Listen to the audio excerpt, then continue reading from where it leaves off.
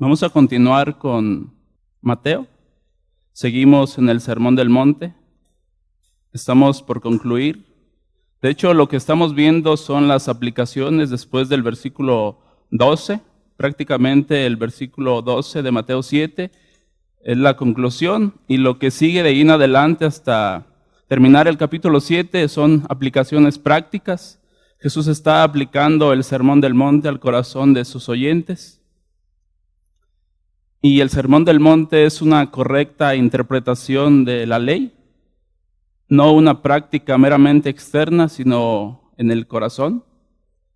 Y creo que está vigente, no la ley en sí, la ley moral de Dios sí, y todo creyente, todo el que se dice ser creyente, podemos decir que está obligado a cumplirla. No para salvación, sino por haber sido salvos. Solo Dios conoce tu corazón, solo Dios conoce mi corazón. Y sabe, hermano, nosotros somos conscientes que delante de Dios todo, absolutamente todo está como desnudo. Nuestras vidas aparecen desnudas delante de Él. Aún las intenciones de nuestro corazón, Dios las conoce.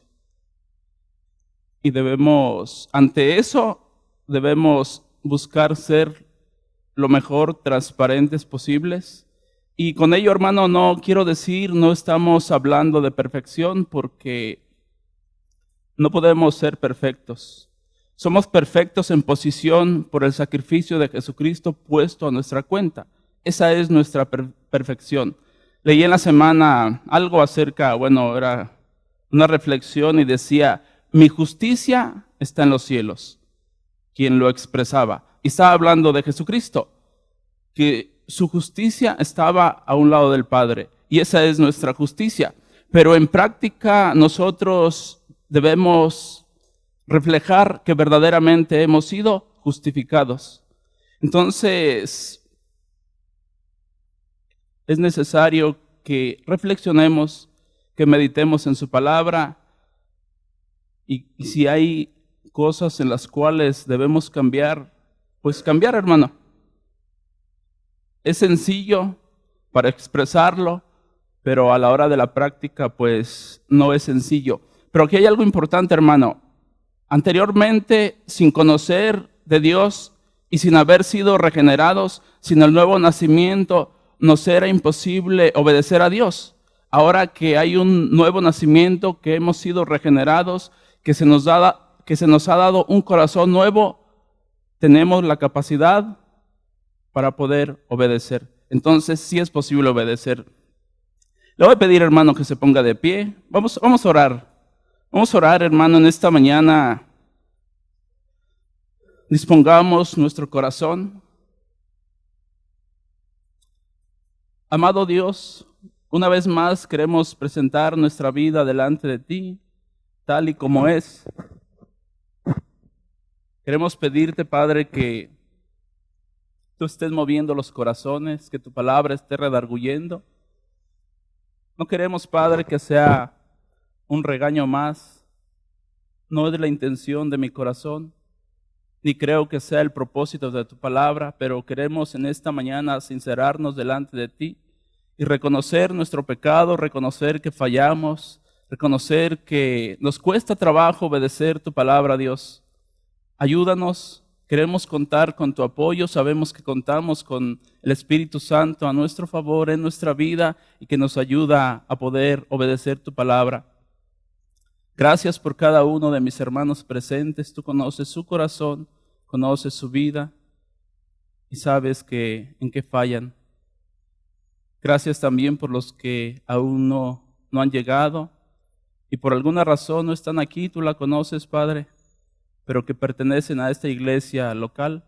Pedimos, Padre, que les animes, que les fortalezcas, que les abraces, que les apapaches si es necesario,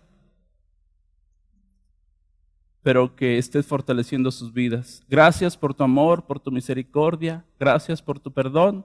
Y pues en esta mañana ponemos este tiempo en tus manos, en el nombre de Jesús. Amén. Puede tomar su lugar, hermano. Vamos a leer Mateo 7, 21 al 23. Y hermano, ciertamente es una advertencia bastante fuerte, muy, muy fuerte. Y yo en este tiempo que reflexionaba en esos 3 versículos, en algún momento pensé que yo era el portador de las malas noticias, de las advertencias, pero sí, seguí reflexionando en mi corazón acerca de lo que se va a compartir en esta mañana y concluí que no son malas noticias en lo más mínimo.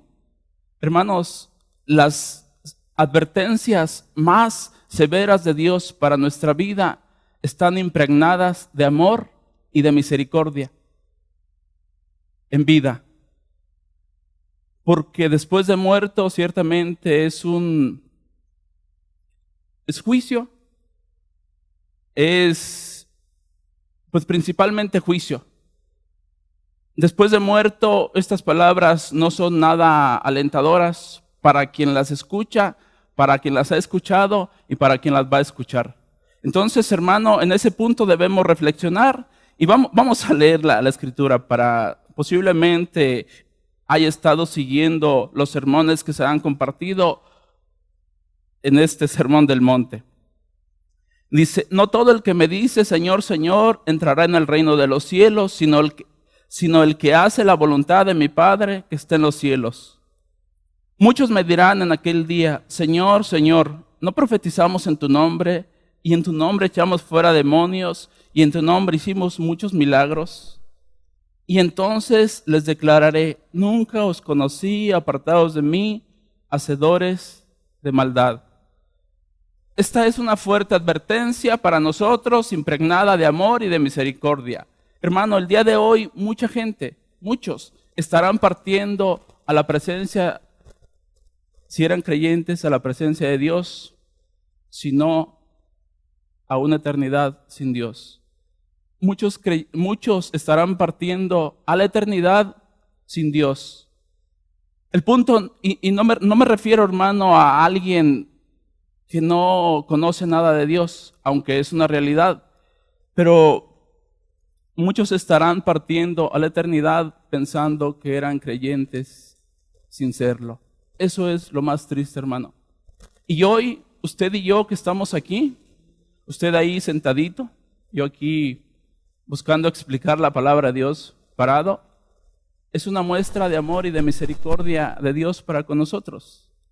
Una oportunidad para analizar nuestro corazón, analizar nuestra conducta y ver si realmente nuestra conducta habla de que somos creyentes. Ese es el punto, hermano. Ahí quiere apuntar Dios, ahí apunta a la verdadera motivación de lo que nosotros hacemos. Quiero dar gracias a Dios por la vida de Saraí. Hoy cumple 9 años y a la vez quisiera hablar un poquito acerca de ella. No voy a centrar la predicación en ella, no se espante. Recuerdo cuando Saraí estaba más pequeña, tenía como costumbre cantarme una canción. Por primera vez voy a cantar, hermano, ¿no es cierto? La canción decía algo así: papi, te amo. No recuerdo más, no sé si esa era toda la canción, recuerdo solamente eso. ¿A qué quiero llegar, hermano?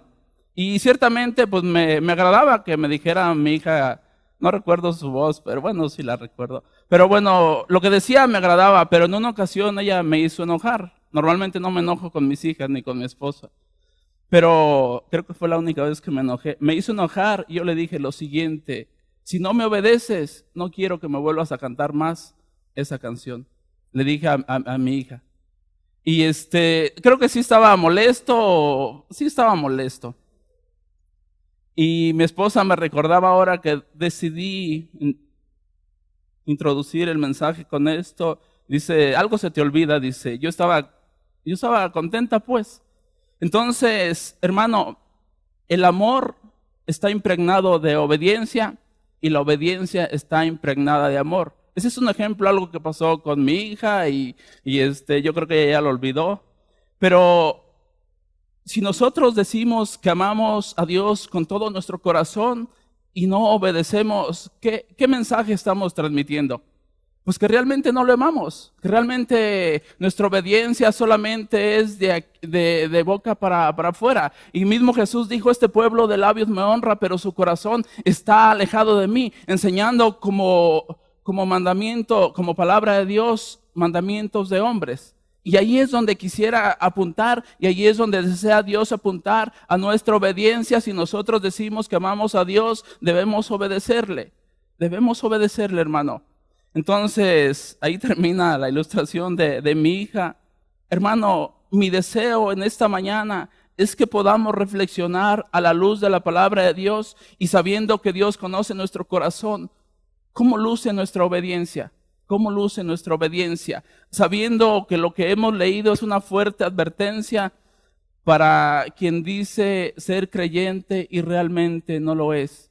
Hemos estado viendo, hermano, mire, quisiera resumir un poquito del Sermón del Monte a partir del 7:13. Y después ya le dije hace un momento que Jesús está aplicando su sermón al corazón de sus oyentes y lo hace de la siguiente manera. En los primeros versículos 13 y 14 habla del peligro de pensar que hemos entrado por la puerta estrecha y que estamos caminando por el camino angosto. Dice que ese es un peligro cuando no es así. Y la segunda, dice, del 15 al 20, hace una seria advertencia sobre el peligro de escuchar falsos profetas y ser engañados. Y la tercera, de la cual vamos a estar hablando hoy, es el peligro de pensar, el peligro del autoengaño, pensar que somos creyentes sin serlo. Vamos a estar escudriñando solamente estos 3 pasajes, nos vamos a apoyar con algunos más. Y yo espero, hermano, que de verdad en esta mañana Dios hable a nuestro corazón. El peligro del autoengaño, pensar que somos creyentes sin serlo. El autoengaño es una realidad en las iglesias. El autoengaño termina en perdición y destrucción. No es lo más triste no ser cristiano. Lo más triste es pensar que se es cristiano y no serlo. Eso sí es lo más triste y lamentable. ¿Por qué, hermano? Porque termina en juicio. Simple y sencillamente termina en juicio. Dice el versículo 21. No todo el que me dice Señor, Señor entrará en el reino de los cielos, sino el que hace la voluntad de mi Padre que está en los cielos. No está mal que le digamos Señor, Señor. Está mal que le digamos Señor, Señor y que no hagamos la voluntad de nuestro Padre que está en los cielos o pensando en Jesucristo es su Padre que está en los cielos. Hay un peligro latente para aquel que se dice ser creyente y no lo es. No todo el que me dice Señor, Señor entrará en el reino de los cielos, sino el que hace la voluntad de mi Padre que está en los cielos. ¿Cómo podemos darnos cuenta si es que realmente entraremos a ese lugar? Primero, si hemos puesto nuestra confianza en Jesucristo como nuestro único y suficiente Salvador, hay esperanza. Pero si esto ha ocurrido en nuestra vida, debe verse reflejado en la forma que estamos caminando cada día. Es sencillo. Para esto el hombre tiene que reconocer su condición delante de Dios y llegar a la determinación que necesita un Salvador. Dice, no tiene necesidad de médico los que están sanos, sino los enfermos. Pero para esto el que está enfermo debe reconocer que está enfermo para que pueda acudir al médico. Si eso ya ha ocurrido en nuestra vida, si nosotros hemos reconocido nuestro pecado y nuestra condición delante de Dios, sin duda alguna ha venido el arrepentimiento y hemos ido al único que puede salvarnos, a nuestro Señor Jesucristo. Dice, no todo el que me dice Señor, Señor entrará en el reino de los cielos, sino el que hace la voluntad de mi Padre que está en los cielos. La diferencia se ve marcada en hacer la voluntad de Dios. Para ello, pues no debemos ignorar cuál es la voluntad de Dios para nuestras vidas. Primero debemos estar enterados cuál es la voluntad de Dios para nuestras vidas, y nuestro corazón debe ser receptivo, debe ser sensible a esta voluntad expresa en la palabra de Dios. Hay una voluntad general. Dios desea que todo hombre le conozca como lo que Él es, como Dios y como Salvador.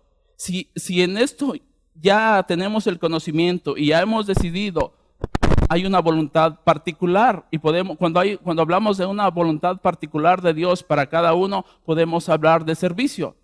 Entonces, si el hombre conoce la voluntad general de Dios, que es salvarle, podemos pensar en el segundo aspecto de la voluntad de Dios, que es poder servirle. Para ello, hermano, pensando en el servicio a Dios, me gustaría que fuéramos a Efesios 2:8 al 10. Y sé que esta porción de la Escritura no es nueva. ¿Y por qué lo hago, hermano? Porque el versículo 22 habla del énfasis que estas personas ponen en el servicio a Dios. Por eso quiero que leamos Efesios 2:8 al 10. Dice de la siguiente manera, hermano: porque por gracia sois salvos por medio de la fe, y esto no de vosotros, pues es don de Dios, no por obras para que nadie se gloríe. 10. Porque somos hechura suya, creados en Cristo Jesús para buenas obras, las cuales Dios preparó de antemano para que anduviésemos en ellas. Ahí podemos decir que es un servicio a Dios. Ahora, no es cualquier obra que nosotros inventemos. Es una obra que Dios ha preparado para que nosotros anduviésemos en ellas. Pero, hermano, pensando en el orden en cuanto al servicio, en cuanto a la salvación y el servicio a Dios, hay un orden.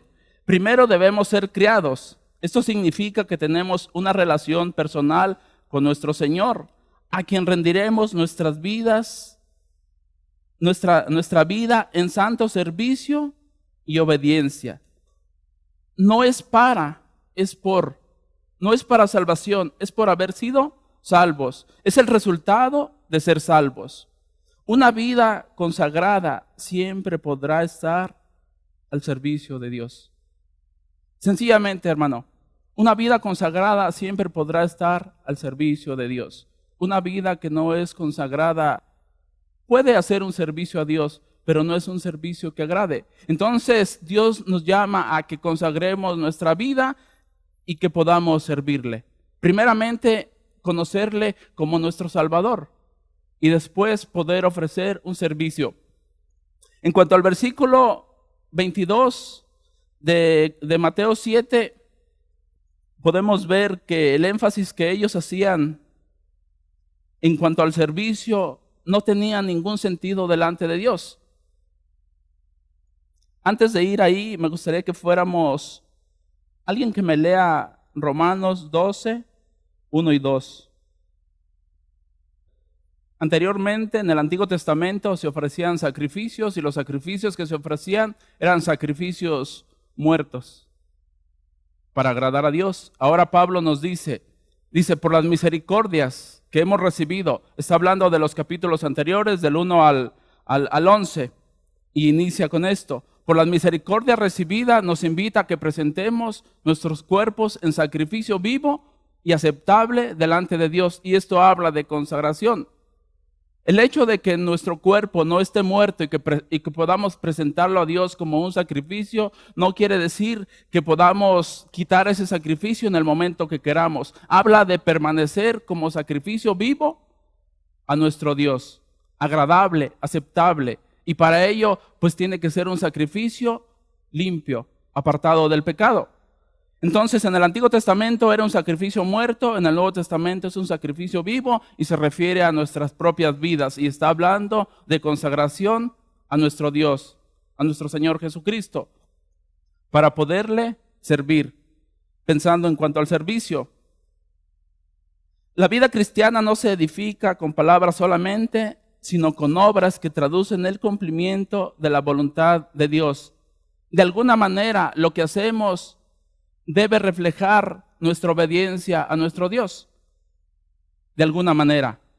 Ahora, nosotros, si somos sinceros delante de Dios, podemos reconocer en nuestro corazón que nuestra forma de vida no está agradando a Dios. Pero no solo eso, hermano, porque la demás gente lo ve.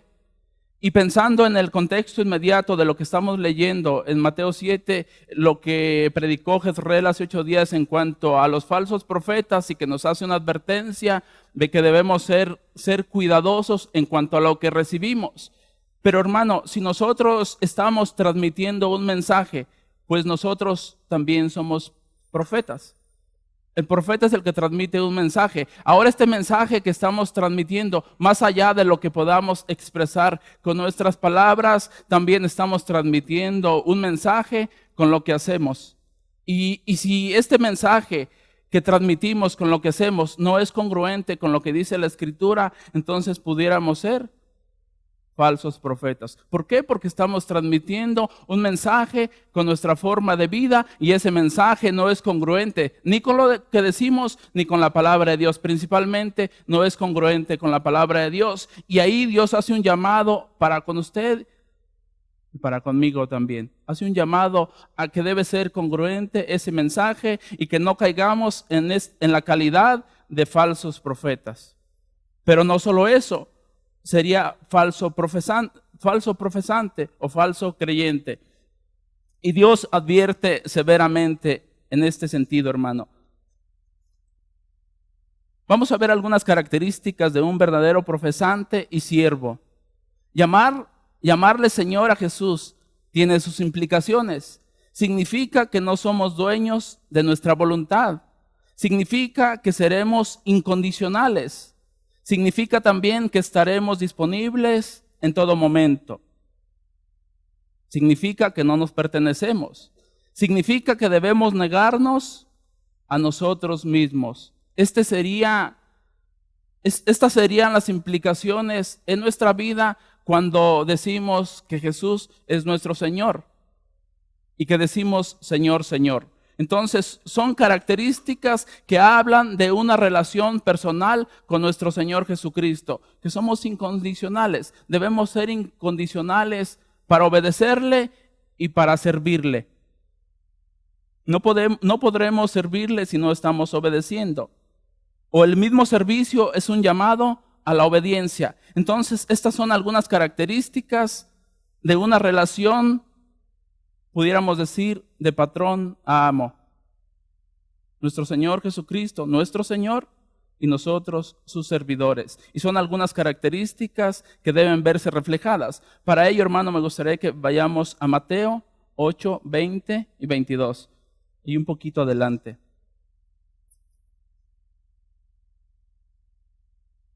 En cuanto a ser incondicionales, hermano, me gustaría ilustrar esto que he leído con esta porción de la Escritura.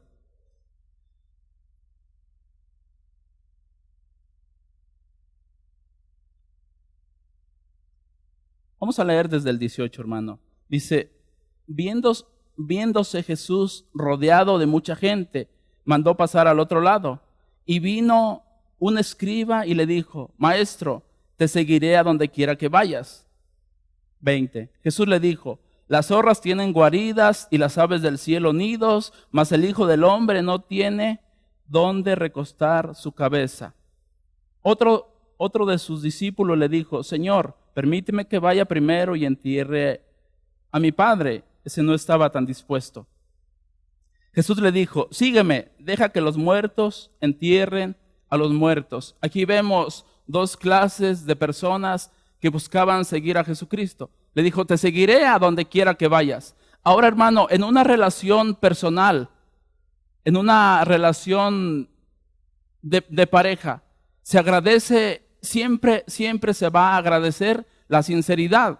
Y pensando exclusivamente, hermano, en esta relación que estaba a punto de comenzar por iniciativa de una persona, Jesús es sincero. Jesús es transparente y le dice, bueno, si tú sientes un deseo en tu corazón de seguirme, está bien, pero estas son las condiciones. Jesús no está buscando engañar a nadie para tener una multitud. Le dice, las zorras tienen guaridas. Lo voy a volver a leer. Me gusta.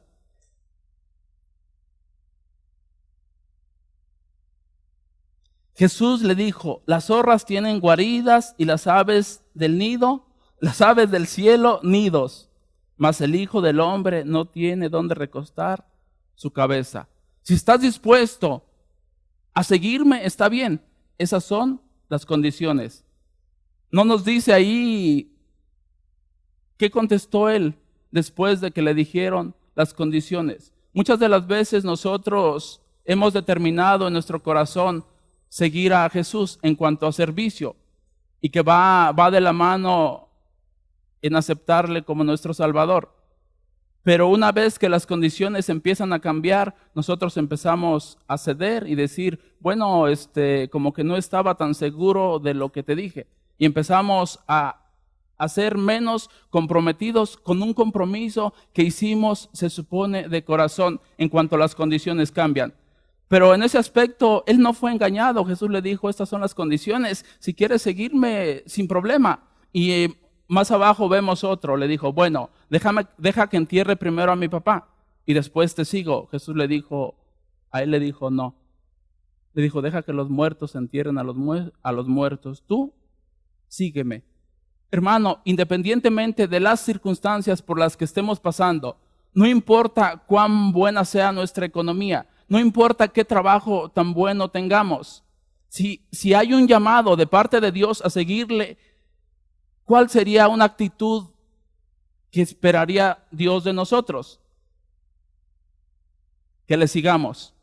Pero hermano, independientemente del trabajo que podamos tener o las condiciones socioeconómicas en las cuales podamos estar, lo cierto es que es mejor poderle servir a Dios. Ahora el llamado no es general para abandonar todo el trabajo. Y si ese es el llamado, a nosotros no nos resta más que obedecer. Pero podemos ver, hermano, a nuestro Señor Jesucristo, que no tiene ninguna intención de engañar a nadie. Y lo podemos ver de una manera clara con esta persona que le dijo que quería seguirle.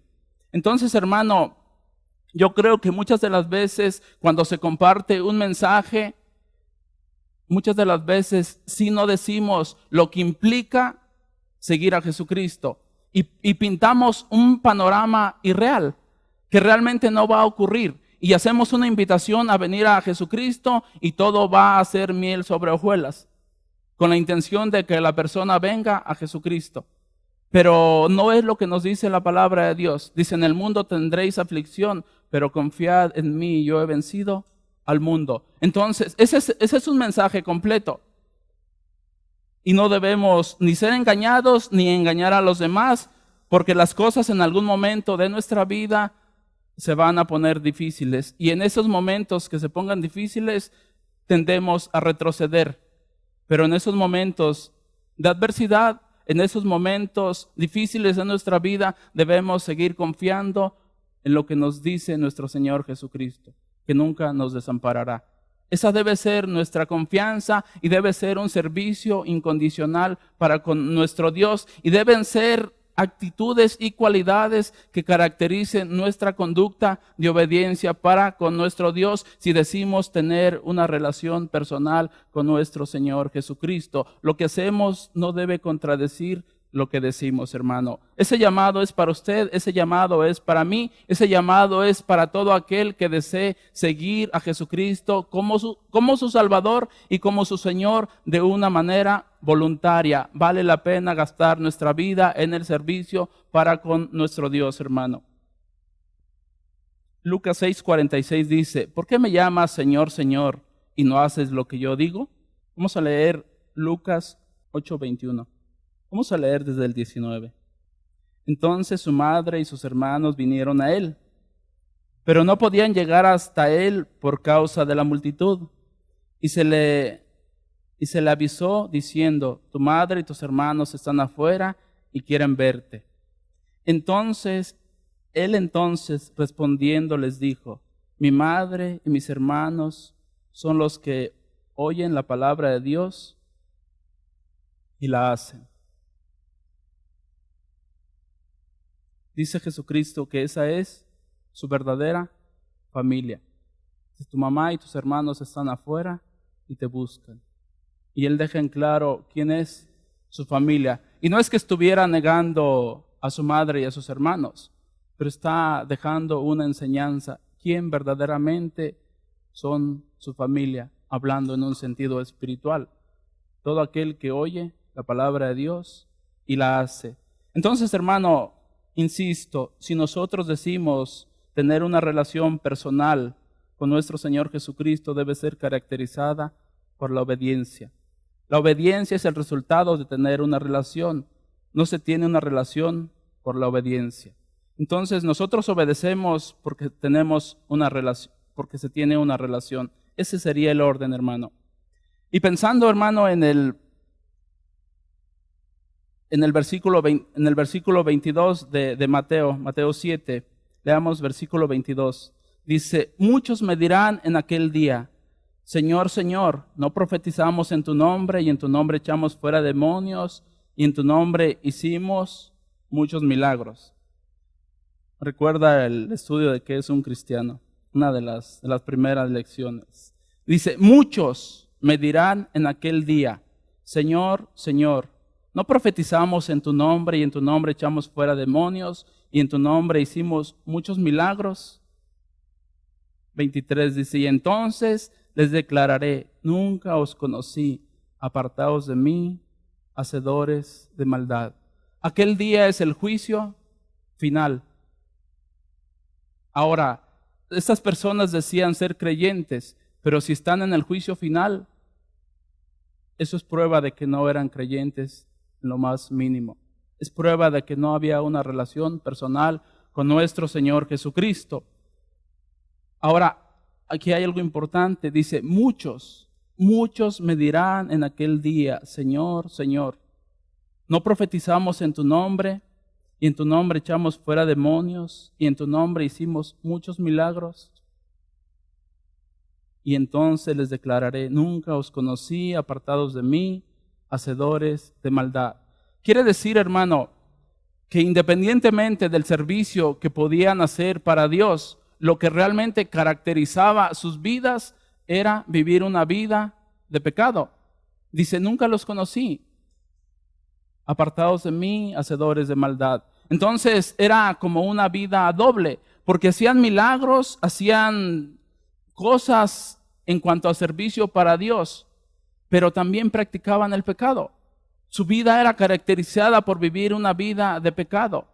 Ahorita vamos a ver un poquito acerca de una definición respecto al versículo 22. Hermanos, como creyentes no podemos basar la seguridad de nuestra salvación en las obras que hacemos para Dios, sino en la obediencia a su palabra, que es el resultado de ser un genuino profesante o hijo de Dios. Nunca debemos basar la seguridad de nuestra salvación en lo que hacemos. Lo que hacemos, lo hacemos porque hay seguridad de salvación, hermano. Dice Efesios 5:1, sed imitadores de Dios como hijos amados. Dice que nosotros, como hijos amados, debemos ser imitadores de Dios. Nuestra vida debe imitar a nuestro Padre. Nuestra conducta debe reflejar que realmente hay una relación personal con nuestro Señor Jesucristo y como resultado que somos hijos de Dios.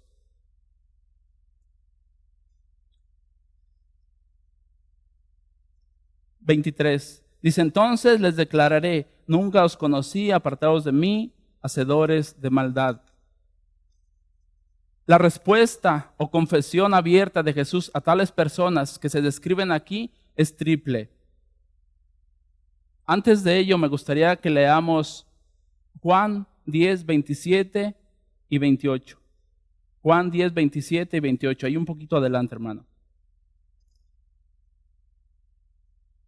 Hay una declaración bastante fuerte. De hecho, la más triste que un ser humano puede escuchar en ese día. La más triste, hermano. Juan 10, 27 y 28. Voy a leer un poquito atrás, hermano, para entender el contexto. Desde el 24 voy a leer. y le rodearon los judíos y le dijeron: ¿hasta cuándo nos turbarás el alma? Si tú eres el Cristo, dínoslo abiertamente. 25. Jesús le respondió: os lo he dicho y no creéis.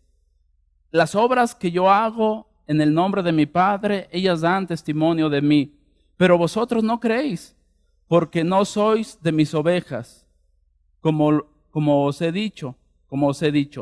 Mis ovejas oyen mi voz, y yo las conozco y me siguen. 28. Y yo les doy vida eterna, y no perecerán jamás, ni nadie las arrebatará de mi mano. 29. Mi Padre que me las dio es mayor que todos, y nadie las puede arrebatar de la mano de mi Padre. Esa es la seguridad que podemos tener como ovejas de Dios. Dice Jesucristo que nadie las puede arrebatar de su mano.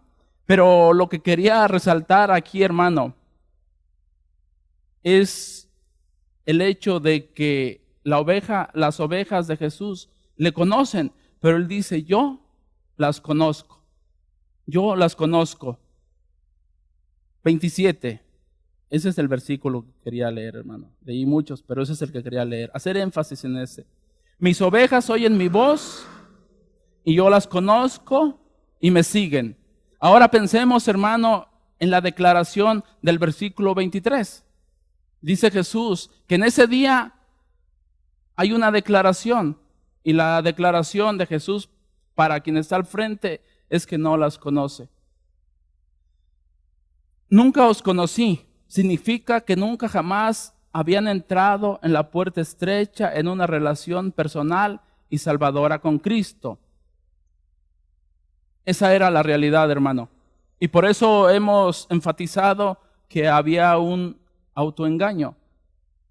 No eran los falsos profetas. Puede ser que hubiese una influencia en cuanto al conocimiento y en cuanto a lo que ellos pensaban que eran, pero realmente había un autoengaño. Se habían engañado ellos mismos.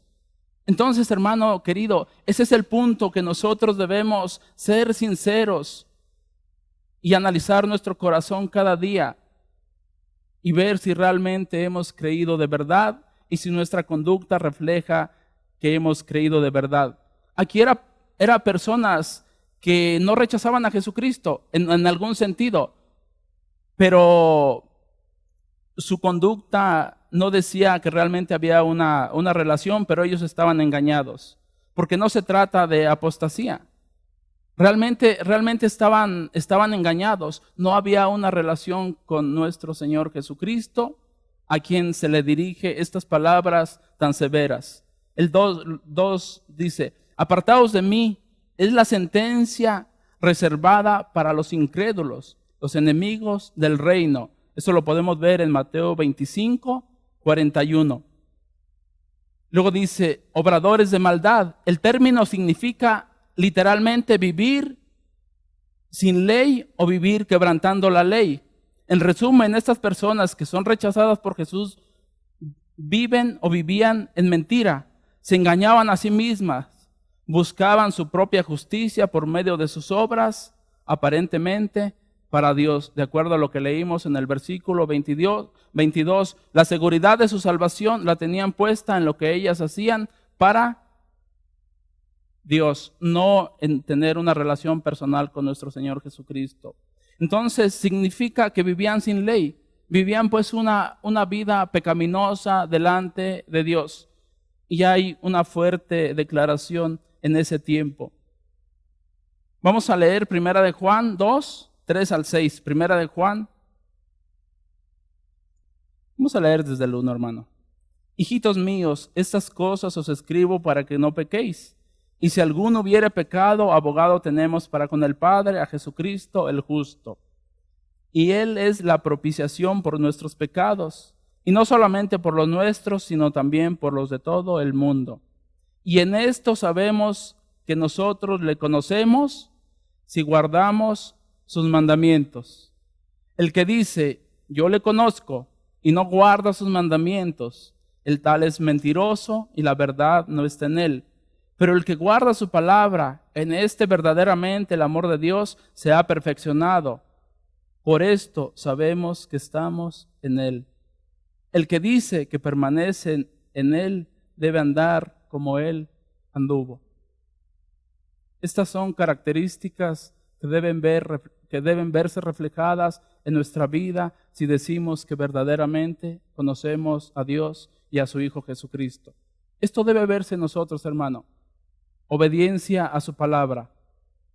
No una obediencia perfecta, pero sí sincera. El conocimiento que se manifiesta en fe para salvación también se manifiesta en obediencia a la ley moral de Dios, es decir, los 10 mandamientos. Si decimos que tenemos un conocimiento para salvación, pues ese conocimiento debe verse reflejado en nuestra obediencia. Hermano, ya estamos por concluir. Vamos a leer solamente 2 versículos más. Vamos a leer Antiguo Testamento, 1 Samuel 16:7. Hermano, pensando en la relación que decimos tener con nuestro Dios y pensando más allá de una obediencia externa, quisiera en esta mañana apuntar a nuestro corazón y Dios desea apuntar a nuestro corazón. Vamos a leer desde el 6. Y aconteció que cuando ellos vinieron, él vio a Eliab y dijo: de cierto, delante de Jehová está su ungido. Y Jehová respondió a Samuel: no mires a su parecer, ni a lo grande de su estatura, porque yo lo desecho. Porque Jehová no mira lo que mira el hombre, pues el hombre mira lo que está delante de sus ojos, pero Jehová mira el corazón. Hermanos, pensando en lo que hemos venido hablando del Sermón del Monte y pensando en los judíos, en los fariseos que tenían una práctica solamente externa y que Jesús empezó a apuntar a su corazón, debemos analizar en nuestra obediencia y principalmente en nuestro corazón. Dios que conoce nuestro corazón, ¿cómo ve nuestra obediencia? Dios desea que reflexionemos en esta mañana en lo que hemos leído. Hermano, lo que hemos leído en esta escena, ya no hay más esperanza para nadie. Solamente hay un juicio y una condenación. Aquí ya no hay más oportunidad de salvación, solo un juicio severo. En esta porción de la Escritura, en esto que leímos, en esta advertencia, para las personas que están ahí, solamente hay juicio, ya no hay esperanza. Pero hermano, para usted y para mí, hoy hay esperanza. Analicemos nuestro corazón, analicemos realmente cómo es nuestra conducta delante de Dios. Y eso es misericordia de Dios.